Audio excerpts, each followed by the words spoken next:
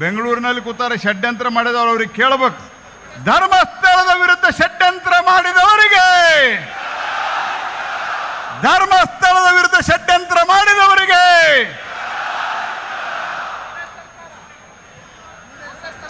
ಬುರ್ಡೆ ಸರ್ಕಾರಕ್ಕೆ, ಬುರ್ಡೆ ಸರ್ಕಾರಕ್ಕೆ ಇವತ್ತಿನ ಈ ಕಾರ್ಯಕ್ರಮದ ಅಧ್ಯಕ್ಷತೆಯನ್ನು ವಹಿಸಿರುವಂಥ ನಮ್ಮ ರಾಜ್ಯದ ಭಾರತೀಯ ಜನತಾ ಪಾರ್ಟಿಯ ಅಧ್ಯಕ್ಷರಾದಂಥ BY ವಿಜಯೇಂದ್ರ ಅವರೇ, ರಾಜ್ಯದ ವಿಧಾನಸಭೆಯಲ್ಲಿ ವಿರೋಧ ಪಕ್ಷದ ನಾಯಕರು ಸರ್ಕಾರವನ್ನು ಕಟಕಟೆಯಲ್ಲಿ ನಿಲ್ಲಿಸುವುದರಲ್ಲಿ, ವಿಶೇಷವಾಗಿ ಮೊನ್ನಿನ ವಿಧಾನಸಭೆಯ ಅಧಿವೇಶನದಲ್ಲಂತೂ ಸರ್ಕಾರವನ್ನು ಅತ್ಯಂತ ಇಕ್ಕಟ್ಟಿನಲ್ಲಿ ಸಿಲುಕಿಸಿದಂಥ ಸನ್ಮಾನ್ಯ R. ಅಶೋಕ್ ಅವರೇ, ವಿಧಾನ ಪರಿಷತ್ತಿನ ವಿರೋಧ ಪಕ್ಷದ ನಾಯಕರು, ನಮ್ಮೆಲ್ಲರ ಆತ್ಮೀಯರಾದಂಥ ಛಲವಾದಿ ನಾರಾಯಣಸ್ವಾಮಿ ಅವರೇ, ವೇದಿಕೆಯ ಮೇಲೆ ಇರುವಂಥ ಎಲ್ಲ ನನ್ನ ಆತ್ಮೀಯ ನಾಯಕ ಮಿತ್ರರೇ ಹಾಗೂ ರಾಜ್ಯದ ಮೂಲೆ ಮೂಲೆಗಳಿಂದ, ವಿಶೇಷವಾಗಿ ಕರ್ನಾಟಕದ ಉತ್ತರದ ಭಾಗದಿಂದ ಬಹಳ ದೊಡ್ಡ ಸಂಖ್ಯೆಯಲ್ಲಿ ಇಲ್ಲಿ ನಮ್ಮ ಕಾರ್ಯಕರ್ತರು ಬಂದಿದ್ದಾರೆ, ಮಂಜುನಾಥನ ಭಕ್ತರು ಬಂದಿದ್ದಾರೆ. ನಿನ್ನೆ ನಮ್ಮ ಭಾಗದಲ್ಲಿ, ಅಂದರೆ ಉತ್ತರ ಕರ್ನಾಟಕದ ಭಾಗದಲ್ಲಿ ಬಹುತೇಕ ಕಡೆ 5ನೇ ದಿವಸದ ಗಣಪತಿಯ ವಿಸರ್ಜನೆ ಕಾರ್ಯಕ್ರಮ, ಈ 5ನೇ ದಿವಸದ ಗಣಪತಿಯ ವಿಸರ್ಜನೆಯ ಕಾರ್ಯಕ್ರಮವನ್ನು ಮಾಡಿ ರಾತ್ರಿ ಎಲ್ಲ ಪ್ರಯಾಣ ಮಾಡಿ ಇವತ್ತು ಯಾರು ಮಂಜುನಾಥನ ಕ್ಷೇತ್ರಕ್ಕೆ ಬಂದು ಷಡ್ಯಂತ್ರ ಮಾಡುವಂತ ಪ್ರಯತ್ನ ಮಾಡಿದ್ದಾರೆ ಅವರನ್ನ ಒಂದು ಕೈ ನೋಡೋಣ ಅಂತ ಬಂದಿರುವಂತಹ ನನ್ನೆಲ್ಲ ಆತ್ಮೀಯ ಭಕ್ತರೇ, ನೋಡ್ಕೊಳ್ತಿರಲಿಲ್ಲ ಅವ್ರನ್ನ, ಯಾರ್ಯಾರು ಷಡ್ಯಂತ್ರ ಮಾಡಿದವ್ರನ್ನ ನೋಡ್ಕೊಳ್ಳೋದು ಅಂತಂದ್ರೆ ಹೊಡಿದು ಬಡೋದಲ್ಲ, ಸಮಾಜ ಅವ್ರನ್ನ ತಿರಸ್ಕಾರ ಮಾಡಬೇಕು. ಆ ರೀತಿಯಾದಂಥ ಒಂದು ಜಾಗೃತಿಯನ್ನ ನಿರ್ಮಾಣವನ್ನು ನಾವು ಮಾಡಬೇಕು ಸ್ನೇಹಿತರೆ. ನನಗೆ ಇಲ್ಲಿ ಬಂದ ನಂತರ ಮಾಧ್ಯಮದವರು ಕೇಳ್ತಾ ಇದ್ರು, ಅವ್ರು ಹೇಳಿದ್ದೇನು ಅಂತಂದ್ರೆ, ಯಾಕೆ ಈ ರೀತಿ ಮಾಡ್ತಾರೆ ಕಾಂಗ್ರೆಸ್ ಪಾರ್ಟಿಯವರು, ಕಾಂಗ್ರೆಸ್ ಸರ್ಕಾರದವರು ಅಂತ, ಧರ್ಮಸ್ಥಳದಲ್ಲಿ ಯಾಕೆ ಈ ರೀತಿ ಆಯಿತು ಅಂತ. ನಾನು ಅವ್ರಿಗೆ ಹೇಳಿದೆ, ಕಾಂಗ್ರೆಸ್ ಪಾರ್ಟಿ ಈ ದೇಶದಲ್ಲಿ ಹಿಂದೂಗಳ ವಿರುದ್ಧವಾಗಿ, ತುಷ್ಟೀಕರಣದ ಪರವಾಗಿ, ಐತಿಹಾಸಿಕವಾಗಿ ಈ ದೇಶದಲ್ಲಿ ಕಾಂಗ್ರೆಸ್ ಪಾರ್ಟಿ ಸದಾ ಕಾಲಕ್ಕೂ ಹಿಂದೂ ಸಮಾಜಕ್ಕೆ ಅಂದರೆ ತಿರಸ್ಕಾರವನ್ನು ಮಾಡೋದು, ಅಲ್ಪಸಂಖ್ಯಾತರು ಅಂದರೆ ತುಷ್ಟೀಕರಣ ಮಾಡುವಂಥದ್ದು ಇವರ ರಕ್ತದಲ್ಲಿ ಬಂದಿದೆ ಸ್ನೇಹಿತರೆ. ನಿಮಗೆ ನೆನಪಿರಬೇಕು, ಇತ್ತೀಚೆಗೆ ಪಹಲ್ಗಾಮ್ದಲ್ಲಿ ಒಂದು ಘಟನೆ ನಡೆಯಿತು. ದೇಶದ ಜನರು ಏನಲ್ಲಿ ಪ್ರವಾಸಿಗರಾಗಿ ಹೋಗಿದ್ರು, ಆ ಪ್ರವಾಸಿಗರ ಧರ್ಮವನ್ನು ಕೇಳಿ ಅವರನ್ನು ಹತ್ಯೆ ಮಾಡಿದರು. ಆ ಹತ್ಯೆ ಮಾಡಿದ ನಂತರ ಆಪರೇಷನ್ ಸಿಂಧೂರ ನಡೆಯಿತು. ಈ ಆಪರೇಷನ್ ಸಿಂಧೂರದ ಸಮಯ ಪಾಕಿಸ್ತಾನ ಕೇಳಬಹುದಾದಂತಹ ಪ್ರಶ್ನೆಯನ್ನು ಕಾಂಗ್ರೆಸ್ ಪಾರ್ಟಿಯವರು ಸರ್ಕಾರಕ್ಕೆ ಕೇಳ್ತಾ ಇದ್ದರು. ಸ್ನೇಹಿತರೆ, ಅಷ್ಟೇ ಅಲ್ಲ, ಆ ಸಂದರ್ಭದಲ್ಲಿ ತಿಂಗಳುಗಟ್ಟಲೆ ನಮ್ಮ ಸದನವನ್ನು ನಡೀಲಿಕ್ಕೆ ಬಿಡಲಿಲ್ಲ. ಲೋಕಸಭೆ ಮತ್ತು ರಾಜ್ಯಸಭೆಯನ್ನ ನಾವು ಕಾಂಗ್ರೆಸ್ ಪಾರ್ಟಿ ಮತ್ತು ಅವರ ಸ್ನೇಹಿತರ ಜೊತೆಗೆ ಹೇಗೆ ಸದನವನ್ನು ನಡೆಸಬೇಕು ಅಂತ ಕೇಳಿದಾಗ ಅವ್ರು ಹೇಳಿದ್ರು ಮೊದಲು ಆಪರೇಷನ್ ಸಿಂಧೂರ ಚರ್ಚೆ ಆಗಬೇಕು ಅಂತ ಹೇಳಿ. ಆದರೆ ಆಪರೇಷನ್ ಸಿಂಧೂರದ ಚರ್ಚೆಯ ಸಂದರ್ಭದಲ್ಲಿ ಸ್ನೇಹಿತರೆ, ನಿಮಗೆ ನೆನಪಿರಬೇಕು, ಈ ಪಹಲ್ಗಾಮ್ ಅಟ್ಯಾಕ್ ಮಾಡಿದಂಥವರು ಅವರು ಪಾಕಿಸ್ತಾನದವರು. ಏನು ಗ್ಯಾರಂಟಿ ಏನು ಪಾಕಿಸ್ತಾನದವರು ಅಂತ ಹೇಳಿ? ಅಂದ್ರೆ ಕಾಂಗ್ರೆಸ್ ಪಾರ್ಟಿ ಹಿಂದೆ ಮುಂಬೈ ಬ್ಲಾಸ್ಟ್ ನಡೆದಾಗ ಪಾಕಿಸ್ತಾನವನ್ನು ಸೇಫ್ ಮಾಡಲಿಕ್ಕೆ ಪ್ರಯತ್ನ ಮಾಡಿತ್ತು, ಪಾಕಿಸ್ತಾನವನ್ನು ಉಳಿಸ್ಲಿಕ್ಕೆ ಪ್ರಯತ್ನ ಮಾಡಿತ್ತು. ಏನು ಹೇಳಿದ್ರು ಅವಾಗ? ನಮ್ಮ ಸಮಾಜದ, ನಮ್ಮ ದೇಶದ, ನಮ್ಮ ಜನರ ಜ್ಞಾಪಕ ಶಕ್ತಿ, ನೆನಪಿನ ಶಕ್ತಿ ಕಮ್ಮಿ. ಅವಾಗ ಏನು ಹೇಳಿದ್ರು?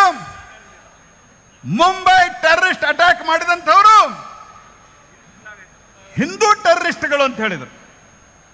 ನಾನು ಈ ಒಂದು ಹಿನ್ನೆಲೆ ಯಾಕೆ ಹೇಳ್ತಾ ಇದ್ದೇನೆ ಅಂತಂದ್ರೆ, ಪಾಕಿಸ್ತಾನಕ್ಕೆ ಸೇಫ್ ಮಾಡುವಂತಹ ಪ್ರಯತ್ನವನ್ನು ಮಾಡಿದರು.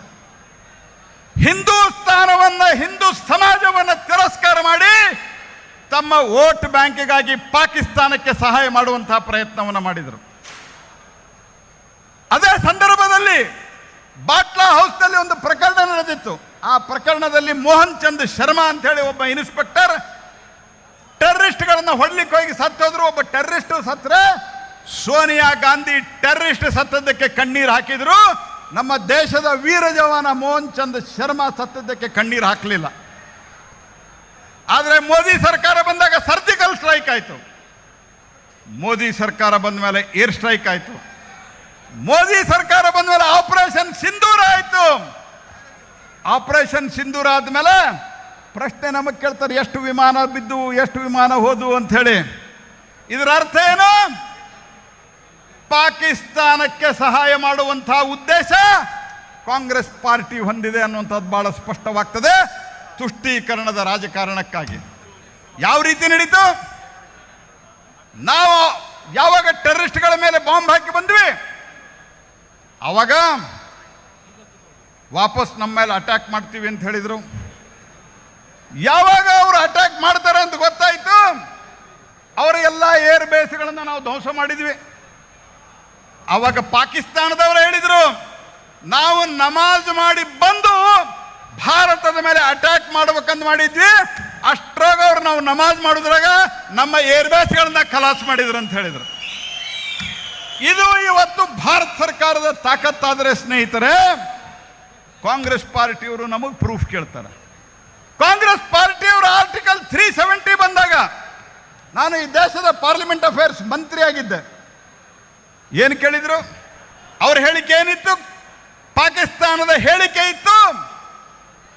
ಪಾಕಿಸ್ತಾನದ ಹೇಳಿಕೆ ಇದು ಬ್ಲ್ಯಾಕ್ ಡೇ ಅಂತ. ಕಾಂಗ್ರೆಸ್ ಪಾರ್ಟಿಯ ಹೇಳಿಕೆ ಇತ್ತು, ಇದು ಬ್ಲ್ಯಾಕ್ ಡೇ ಅಂತ. ವಕ್ಫನ್ನು ವಿರೋಧ ಮಾಡಿದ್ರು. ಶಾಬಾನು ಪ್ರಕರಣ, ಟ್ರಿಪಲ್ ತಲಾಕ್, CIA, ಈ ಎಲ್ಲ ಘಟನೆಗಳನ್ನು ನಾನು ನಿಮಗೆ ಯಾಕೆ ನೆನಪು ಮಾಡಿಕೊಡ್ತೀನಿ ಅಂದ್ರೆ, ಈ ದೇಶದಲ್ಲಿರುವಂತಹ ಬಹುಸಂಖ್ಯಾತರ ವಿರುದ್ಧವಾಗಿ ಕಾಂಗ್ರೆಸ್ ಪಾರ್ಟಿ ಷಡ್ಯಂತ್ರ ಮಾಡ್ತಾನೆ ಬಂದಿದೆ ಸ್ನೇಹಿತರೆ. ಯಾವಾಗಲೂ ಷಡ್ಯಂತ್ರ ಮಾಡ್ತಾ ಬಂದಿದೆ. ಆ ಷಡ್ಯಂತ್ರದ ಒಂದು ಭಾಗ ಇವತ್ತು ಧರ್ಮಸ್ಥಳದಲ್ಲಿ ನಡೀತಾ ಇರುವಂತಹ ಪ್ರಕರಣ ಸ್ನೇಹಿತರೆ. ಯಾವ್ಯಾವ ರೀತಿ ಮಾಡಿದ್ರು? ಶನಿ ಸಿಂಗಾಪುರದಲ್ಲಿ ಘಟನೆ. ಶಬರಿಮಲೆನ ಕೇರಳದ ಇನ್ಚಾರ್ಜ್ ಇದ್ದೆ. ಶಬರಿಮಲೆಯಲ್ಲಿ ಏನಾದರೂ ಮಾಡಿ ಆ ಶ್ರದ್ಧೆಯನ್ನು ಭಂಗ ಮಾಡಬೇಕನ್ನುವಂಥ ಪ್ರಯತ್ನ ಶಬರಿಮಲೆಯಲ್ಲಿ.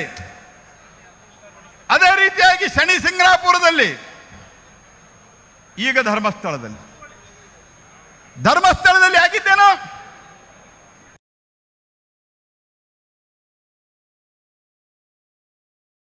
SIT ಮಾಡ್ತೀವಿ ಅಂದ್ರು. ಇವತ್ತು ಪ್ರಶ್ನೆಗಳ ಕಾಂಗ್ರೆಸ್ ಪಾರ್ಟಿಯವರು DK ಶಿವಕುಮಾರ್ ಕೇಳ್ಯಾರ, ಸಿದ್ದರಾಮಯ್ಯನವ್ರು ಕೇಳ್ಯಾರ. SIT ಸ್ವಾಗತ ಮಾಡ್ತೀವಿ ಅಂದರು. ನಾವು ಹೇಳಿದ್ವಿ, ನಾವು ಯಾವ ತನಿಖೆಯನ್ನು ಮಾಡ್ರಿ ಅಂತ. ಇಲ್ಲಿನ ಪೂಜ್ಯ ವೀರೇಂದ್ರ ಹೆಗಡೆ ಅವರು ಹೇಳಿದರು. ವಿರೋಧ ಪಕ್ಷವಾಗಿ ಕರ್ನಾಟಕದಲ್ಲಿ ನಾವು ಹೇಳಿದ್ವಿ. ಆದರೆ ಯಾವ ಬಂದಿದ್ನಲ್ಲ ಮುಸುಕುದಾರಿ, ನಿಮ್ಮ ಸ್ನೇಹಿತ, ಕಾಂಗ್ರೆಸ್ ಪಾರ್ಟಿಯ ಸ್ನೇಹಿತ, ಅವನಿಗೆ ಎನ್ಕ್ವೈರಿ ಮಾಡ್ಬೇಕಂತ ಅನ್ನಿಸ್ಲಿಲ್ಲ ನಿಮ್ಗೆ? ಅವನು ಹಿಡ್ಕೊಂಬಂದು ನಾಲ್ಕು ಒದಿಬೇಕಂತ ಅನಿಸ್ತಿಲ್ಲ ನಿಮಗೆ? ಮೊದಲ ಎಲ್ಲಿದ್ದೋ ಮಂದಿಪ್ಪ ಈ ಬುರುಡೆ ಅಂತ ಹೇಳಿ. ಸ್ನೇಹಿತರ, ಈ ದೇಶದೊಳಗೊಂದು ಕಾನೂನು ಅದ. ನೀವು ಯಾವುದರೆ ಒಂದು ಶವವನ್ನು, ಹೆಣವನ್ನು ಹುಗಿದ್ರ ಅದನ್ನು ವಾಪಸ್ ತೆಗಿಬೇಕಂದ್ರೆ ಮ್ಯಾಜಿಸ್ಟ್ರೇಟ್ ಪರ್ಮಿಷನ್ ಬೇಕು. ಅನೇಕ ಲಾಯರ್ ಕೂತಾರೆ ಇಲ್ಲಿ. ಆ ಬುರುಡೆ ಎಲ್ಲಿ ತೊಗೊಂಬಂದ? ಆ ಬುರುಡೆ ತೊಗೊಂಬಂದ ಅವ್ನು ಪ್ರಶ್ನೆ ಯಾಕೆ ಮಾಡಲಿಲ್ಲ? ಸ್ಥಳೀಯ ಪೊಲೀಸ್ ಹೇಳಿದ್ರು ಅವನ ಮೊದಲು ಎನ್ಕ್ವೈರಿ ಮಾಡ್ಬೇಕಂತ. ಸೋಮವಾರ ದಿವಸ ಕೇಸ್ ಬರೆದಿತ್ತು ಕೋರ್ಟ್ನಲ್ಲಿ ಅವ್ನು ನಾರ್ಕೋ ಅನಾಲಿಸಿಸ್ ಮಾಡೋದಕ್ಕೆ. ಭಾನುವಾರ ದಿವಸ SIT ಕಾನ್ಸ್ಟಿಟ್ಯೂಟ್ ಮಾಡಿದ್ರು. ಯಾಕೆ ಮಾಡಿದ್ರು? ಯಾವ ಕಾರಣಕ್ಕಾಗಿ ಮಾಡಿದ್ರು? ನೀವು ಮೂರು ಸೀನಿಯರ್ IPS ಆಫೀಸರ್ಗಳನ್ನು ಬಿಟ್ಟು ಇಡೀ ಧರ್ಮಸ್ಥಳದಲ್ಲಿ ಬಾಹುಬಲಿ ಬೆಟ್ಟ ಸಹಿತ ಎಲ್ಲ ಕಡೆ ನೀವು ತೆಗೆದಿರಲ್ಲ. ಬೇರೆ ಎಲ್ಲರೂ ಹೋಗಿ ಮಾಡ್ರಿ ನೋಡೋಣ. ನಾವೆಲ್ಲರೂ ಹೇಳ್ತೀವಿ, ನಾವು ಒಂದು ಕಡೆ ಇನ್ನೊಂದು ಧರ್ಮದ ಜಾಗದಲ್ಲಿ, ಇನ್ನೊಂದದವರ ಸಮಾಜದವರ ಜಾಗದಲ್ಲಿ, ಅವರ ಶ್ರದ್ಧಾ ಭೂಮಿಯಲ್ಲಿ ನಾನು ಯಾರನ್ನೊಬ್ಬನ ಹುಗಿದೀನಿ ಅಂತೀನಿ. ದರ್ಗಾದಾಗಂತೂ ಎಲ್ಲರೂ ಹುಗ್ದ ಇರ್ತಾರೆ. ಅಣ್ಣ ನಾನೊಂದು ಇನ್ನೊಂದು ಹುಗಿದೀನಿ ಅಂತೀನ. ಹೋಗಿ ಆಗಿರಿ ನೋಡೋಣ ನಿಮ್ ತಾಕತ್ತಿದ್ರ. ಹಿಂದೂಗಳಂದ್ರೆ ಕೇಳೋರಿಲ್ಲ. ಅಗದ್ರಪ್ಪ ಹೋಗ್ಲಿ, ಅವ ಒಂದಂದ ತೆಗೆದ್ರು, 2 ಆತು, 3 ಆತು, 17 ಆದ್ರಿ. 17 ಆದ್ರೂ ಬಿಡ್ಲಿಕ್ಕೆ ತಯಾರಿದ್ದಿಲ್ಲ.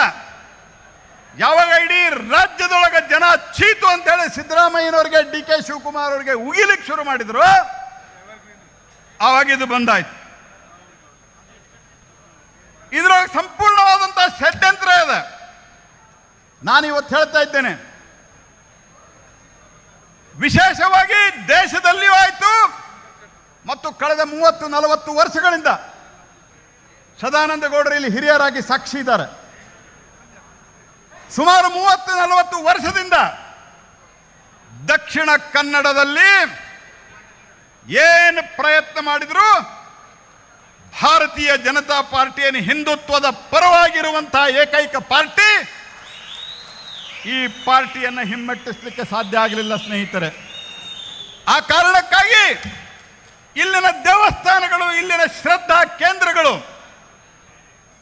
ಇಲ್ಲಿನ ನಮ್ಮ ಸಮಾಜದಲ್ಲಿರುವಂತಹ ನಮ್ಮ ಧಾರ್ಮಿಕ ಮುಖಂಡರ ಅವರ ನಡವಳಿಕೆಯ ಮೇಲೆ ಪ್ರಶ್ನೆ ಚಿಹ್ನೆಯನ್ನು ಹಾಕಿದ್ರೆ ಹಿಂದುತ್ವ ಅಳಗಾಡಬಹುದು ಅನ್ನುವಂಥ ಒಂದು ದುಷ್ಟ ವಿಚಾರದಿಂದ ಇವತ್ತು ನಮ್ಮ ದೇಶದೊಳಗ ಏನು ಕಾಂಗ್ರೆಸ್ ಪಾರ್ಟಿ ಅಂತಿದೆ, ಈ ಕಾಂಗ್ರೆಸ್ ಪಾರ್ಟಿ ದೇಶದ ವಿಭಜನೆಯ ಕಾಲದಿಂದ ಒಂದು ವರ್ಗದ ಪರವಾಗಿ ನಿಂತು, ಇವ್ರದ್ದು ಥೇರಿ ಏನದ?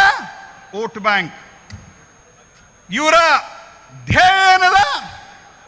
ಡೆಮಾಕ್ರಸಿ ಒಳಗೆ ಒಂದು ಮಾತು ಹೇಳ್ತಾರೆ, for the people, by the people, to the people ಅಂತ.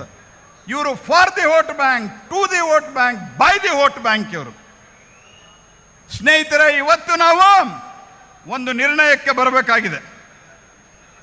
ಈ ರೀತಿಯಾಗಿ ಯಾರು ನಡ್ಕೊಳ್ತಾರೆ ಮತ್ತು ಇವರಿಗೆ ಗೊತ್ತಿಲ್ಲ, ಇಲ್ಲಿ ಕೇವಲ ಒಂದು ವರ್ಗದವರು ಬರೋದಿಲ್ಲ.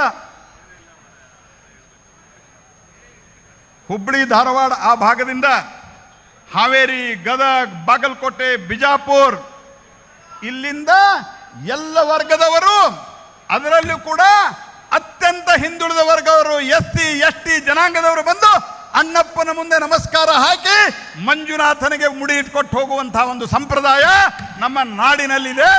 ಆ ಮಂಜುನಾಥನ, ಆ ಅಣ್ಣಪ್ಪ ಸ್ವಾಮಿಯ ಪ್ರಭಾವವನ್ನು ಕಮ್ಮಿ ಮಾಡಬೇಕು. ಪಾಪ ಇಲ್ಲ, ಪುಣ್ಯ ಇಲ್ಲ ಹಿಂದೂದಲ್ಲಿ ಅಂತೇಳಿ ತೋರಿಸಿ ನಮ್ಮ ಸಮಾಜವನ್ನು ಒಡಿಬೇಕು, ಶ್ರದ್ಧೆ ಕಮ್ಮಿ ಮಾಡಬೇಕು. ಇಡೀ ದೇಶದಲ್ಲಿ ಇದನ್ನೇ ತೋರಿಸ್ತಾ ಹೋಗಬೇಕು ಅನ್ನುವಂಥ ಒಂದು ಬಹುದೊಡ್ಡ ಷಡ್ಯಂತ್ರ ಇದರಲ್ಲಿ ಇದೆ ಸ್ನೇಹಿತರೆ. ಹಾಗಾಗಿ ಈಗ ಹೊಸದಾಗಿ ಶುರು ಮಾಡೋದು ಮೈಸೂರದ ಚಾಮುಂಡೇಶ್ವರಿ ಬೆಟ್ಟ, ಅದು ಹಿಂದೂಗಳದಲ್ಲಂತ. ಯಾರ್ದ್ರಿ ಹಿಂದೂಗಳಲ್ಲ ಅಂತಂದ್ರೆ DK ಶಿವಕುಮಾರ್, ಅದು ಮುಜರಾಯಿ ಇಲಾಖೆಯಲ್ಲದಂದ್ರೆ ಹಿಂದೂ ದೇವಸ್ಥಾನದಲ್ಲಿ ಬರ್ತದೆ. ಇಷ್ಟಾದರೂ ನಿಮಗೆ ಗೊತ್ತಿರ್ಬೇಕಲ್ಲ, ಏನು ಆದರೂ ಹೊಡಿಬೇಕಂತ ಮಾಡಿರಿ ನೀವು. ಅಲ್ಲೇ ಒಂದು ಯಾವುದೋ ಬೆಟ್ಟವನ್ನ ಯೇಸು ಬೆಟ್ಟ ಅಂತ ಮಾಡ್ಲಿಕ್ಕೆ ಹೊಟ್ರು, ತಲಾಂತರದಿಂದ ಇದ್ದಂಥದ್ದನ್ನ ರಾಮನಗರದಾಗ ಕಪಾಲಿ ಬೆಟ್ಟ. ಹಂಗೆ ಈ ಬೆಟ್ಟ ಏನ್ರಿ ಮಾಡ್ಲಿಕ್ಕೆ ಹೊಟ್ರೇನ್ರಿ ಡಿ ಕೆ ಶಿವಕುಮಾರ್? ಏನ್ ನಡೆಸಿರಿ ನೀವು ರಾಜ್ಯದೊಳಗ? ನಾನು ನಿಮಗೆ ಹೇಳಲಿಕ್ಕೆ ಬಯಸ್ತೀನಿ ಸ್ನೇಹಿತರೆ, ಮತ್ತು ನಿಮ್ಮ ಮೂಲಕ ಕಾಂಗ್ರೆಸ್ ಪಾರ್ಟಿಗೆ, ಸೋನಿಯಾ ಗಾಂಧಿಗೆ ಹೇಳಲಿಕ್ಕೆ ಬಯಸ್ತೀನಿ. ರಾಹುಲ್ ಗಾಂಧಿಗಂತೂ ನಾ ರಾಹುಲ್ ಗಾಂಧಿ ಹೆಸರು ಯಾಕೆ ತಗೊಂಡಿಲ್ಲ ಅಂತ ಕೆಲವ್ರಿಗೆ ಅದು ತಿಳಿದೇ ಇಲ್ಲ ಏನು ಹೇಳೋದು. ಹಾಗಾಗಿ ನಾನು ಸೋನಿಯಾ ಗಾಂಧಿಗೆ ಹೇಳಲಿಕ್ಕೆ ಬಯಸ್ತೀನಿ, ನಿಮ್ದು ಈ ನಾಟಕ ನಡೆಯೋದಿಲ್ಲ. ಇವತ್ತು ದೇಶದಲ್ಲಿ ಹಿಂದುತ್ವ ಮತ್ತು ಹಿಂದುತ್ವದ ಪರವಾಗಿರುವಂಥ ಕೋಟ್ಯಾಂತರ ಜನ ತಯಾರಾಗಿದ್ದಾರೆ. ನಮ್ಮ ವಿಚಾರಧಾರೆಯನ್ನ ಜನ ಒಪ್ಲಿಕ್ಕೆ ತಯಾರಾಗಿದ್ದಾರೆ ಸ್ನೇಹಿತರೆ. ನಿಮ್ಮಂಗೆ ಬಾಂಬ್ ಹಾಕಿದ್ರೆ ನಾವು ಡೋಜಿಯರ್ ಕೊಟ್ಕೋತ ಕೂಡುವಂತಹ ಜನ ಅಲ್ಲ. ನಾವು ನಿಮ್ಮಂಗೆ ನಾವು ಆಳ್ಕೋತ ಹೋಗಿ ಅಮೇರಿಕಾದ ಕಡೆ ಹೋಗುವಂತಹ ಜನ ಅಲ್ಲ. ನಾವು ಕಾಶ್ಮೀರದಾಗ ಯಾಸೀನ್ ಮಲ್ಲಿಕನ್ ಜೋಡಿ ಶೇಕ್ ಹ್ಯಾಂಡ್ ಮಾಡುವಂತಹ ಜನ ನಾವಲ್ಲ. ಟೆರರಿಸ್ಟ್ಗಳಿಗೆ ಬಿರಿಯಾನಿ ತಿನ್ನಿಸುವಂತ ಜನ ಅಲ್ಲ. ಈ ದೇಶದ ಮೇಲೆ ಕಣ್ಣು ಕೆತ್ತಗದು ನೋಡಿದ್ರೆ ಆ ಕಣ್ಣನ್ನು ಕಿತ್ತಿ ಹಾಕುವಂತಹ ಶಕ್ತಿ ಇವತ್ತು ಭಾರತಕ್ಕೆ ಬಂದಿದೆ ಸ್ನೇಹಿತರೆ. ಹಾಗಾಗಿ ನಿಮ್ಮ ಆಟ ನಡೆಯೋದಿಲ್ಲ. ಸಿದ್ದರಾಮಯ್ಯನವರ ಸರ್ಕಾರ ನಿಮ್ದು ಅಲ್ಟ್ರಾ ಲೆಫ್ಟಿಸ್ಟ್ ಸರ್ಕಾರ ಇರಬಹುದು, ಇರೋದಷ್ಟೇ ಹೆಸರಿಗೆ ಕಾಂಗ್ರೆಸ್. ಇದು ಹೆಸರು ಸಿದ್ದರಾಮಯ್ಯ, ಆದ್ರೆ ಸಿದ್ಧನೂ ಇಲ್ಲ, ರಾಮನೂ ಇಲ್ಲ ಅವರ ಮನಸ್ಸಿನಲ್ಲಿ. ಹಾಗಾಗಿ ಇವತ್ತು ಈ ಜಾಗೃತಿ ಸಮಾವೇಶವನ್ನ ನಮ್ಮ ರಾಜ್ಯದ ಅಧ್ಯಕ್ಷರು, ನಮ್ಮ ರಾಜ್ಯದ ಇಬ್ಬರು ವಿರೋಧ ಪಕ್ಷದ ನಾಯಕರು ಇಷ್ಟೊಂದು ದೊಡ್ಡ ಪ್ರಮಾಣದಲ್ಲಿ ಇವತ್ತು ಮಾಡಿದ್ದಾರೆ. ದೇಶದ ಹಿತದ ದೃಷ್ಟಿಯಿಂದ ಮೇಲೆ ನಮ್ಮ ಸರ್ಕಾರ ಇದೆ. ನಾನು ನಮ್ಮ ಪೂಜ್ಯ ಖಾವಂದರಿಗೂ ಹೇಳಲಿಕ್ಕೆ ಬಯಸ್ತೀನಿ, ಯಾರೇನೇ ಪ್ರಯತ್ನ ಮಾಡಲಿ ನಿಮಗೆ ಅಣ್ಣಪ್ಪನ ಆಶೀರ್ವಾದ ಇದೆ, ಮಂಜುನಾಥನ ಅನುಗ್ರಹ ಇದೆ, ಇಷ್ಟೊಂದು ಜತ್ತರ ಭಕ್ತರ ಬೆಂಬಲ ಇದೆ. ಇಲ್ಲೆಲ್ಲದರ ಸಲುವಾಗಿ ಇದರ ಎಲ್ಲದರ ಜೊತೆಗೆ ಮೇಲೆ ಮೋದಿ ಸರ್ಕಾರ ಇದೆ ಅನ್ನುವಂಥ ಸಂಗತಿಯನ್ನು ನಾನು ನಿಮ್ಗೆ ಹೇಳಲಿಕ್ಕೆ ಬಯಸ್ತೇನೆ ಸ್ನೇಹಿತರೆ. ಆ ಕಡೆ ನಾನು ಹೇಳ್ತಾ ಇದ್ದೆ ಚಾಮುಂಡಿ ಬೆಟ್ಟದ ಜೊತೆಗೆ ಈಗ ಮುಸ್ತಾಕ್ ಬಾನೂನ್ ಕರ್ಕೊಂಬಂದು ಆ ದೀಪಾ ಬಸ್ತಿನ ಬಿಟ್ರೆ ಎಲ್ಲೋ ಪಾಪ ಬಂದು ದೀಪಾ ಬಸ್ತಿನ ಹಾಕ್ಬಿಟ್ರಿ. ಅವ್ರು ಹಿಂದೂ. ಮುಸ್ತಾಕ್ ಬಾನು ಏನು ಹೇಳಿದ್ರು? ನೀವು ಅರಿಶಿಣ ಕುಂಕುಮ ಹಾಕಿ ನೀವು ಚಾಮುಂಡೇಶ್ವರಿಯನ್ನ ನೀವು ದೇವತೆಯನ್ನಾಗಿ ಮಾಡಿಬಿಟ್ರಿ, ನಾವು ಕನ್ನಡ ಹೆಂಗೆ ಕಲಿಬೇಕಂತ ಕೇಳ್ಬೇಕಪ್ಪ ಇವ್ರ ಕಡೆಯಿಂದ. ಭುವನೇಶ್ವರಿಯನ್ನ ನಾವು ಹೆಂಗೆ ಒಪ್ಕೋಬೇಕಂತ. ಇಲ್ಲಿನ ಅನ್ನ ತಿಂತಾರ, ಕಾವೇರಿ ನೀರು ಕುಡಿತೀರಿ, ನಾಚಿಕ್ ಬರೋದಿಲ್ಲ ನಿಮ್ಗೆ ಹಿಂಗೆ ಮಾತಾಡಿ. ಮತ್ತೆ ಇವತ್ತು ನೀವು ಬಂದಲ್ಲಿ ಉದ್ಘಾಟನೆ ಮಾಡ್ತೇನೆ ಅಂತ ಹೇಳ್ತೀರಿ. ನಾವು ಉದ್ಘಾಟನೆ ಮಾಡೋಕ್ಕೂ ನಾ ಪ್ರೆಸ್ ಸ್ಟೇಟ್ಮೆಂಟ್ ಕೊಟ್ಟೇನೆ. ಉದ್ಘಾಟನೆ ಮಾಡೋದಕ್ಕೂ ಅಭ್ಯಂತರಿಲ್ಲ, ಕ್ಷಮೆ ಕೇಳ್ರಿ. ನಾನು ಭುವನೇಶ್ವರಿ ಮಾತೆಯನ್ನು ಒಪ್ತೀನಿ, ಚಾಮುಂಡಿ ಮಾತೆಯನ್ನು ಒಪ್ತೀನಿ. ನಾನು ಚಾಮುಂಡಿ ಮಾತೆಗೆ ತಲೆಬಾಗಿ ನಮಸ್ಕಾರ ಮಾಡಿ ಉದ್ಘಾಟನೆ ಮಾಡ್ತೀನಿ ಅಂತ ಘೋಷಣೆ ಮಾಡ್ರಿ. ನಾವು ನಿಮ್ಮನ್ನು ಬಂದು ಸ್ವಾಗತ ಮಾಡ್ತೀವಿ. ನಿಮ್ಮ ಏನು ಬೇಕಾದ್ ಮಾಡಿದ್ರೆ ನಡೀತದೆ ಅಂತ ತಿಳ್ಕೊಂಡ್ರಿ ದೇಶದಾಗ ನೀವು. ಆ ಕಾಲ ಹೋತದು. ನೆಹರು ಕಾಲ, ರಾಜೀವ್ ಗಾಂಧಿ ಕಾಲ, ಶಾಬಾನು ಪ್ರಕರಣದಾಗ ಬೇಕಾದಂಗೆ ತಿದ್ದೆ ಆಗ್ತಾನೆ. ಇವ್ರ ಕಾಲದಾಗ ಒಂದು ಕಾನೂನು ಮಾಡಿದ್ರು.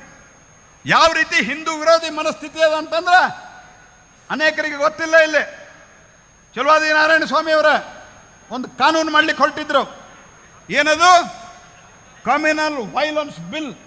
ಆ ಕಮ್ಯುನಲ್ ವೈಲೆನ್ಸ್ ಬಿಲ್ ಅಂದ್ರೆ ನಿಮ್ಮ ಊರಾಗ, ನಿಮ್ಮ ಓಣ್ಯಾಗ ಗದ್ದಲಾದ್ರ ಅದಕ್ಕೆ ಬೇರೆ ಯಾರು ಹೊಣೆಗಲ್ಲ, ಕೇವಲ ಹಿಂದೂಗಳು ಮಾತ್ರ ಹೊಣೆ ಅನ್ನುವಂಥ ಒಂದು ಕಾನೂನು ಮಾಡ್ಲಿಕ್ಕೆ ಹೊಂಟಂತ ನಿರ್ಲಜ್ಜ ಕಾಂಗ್ರೆಸ್ ಸರ್ಕಾರ. ಅವತ್ತು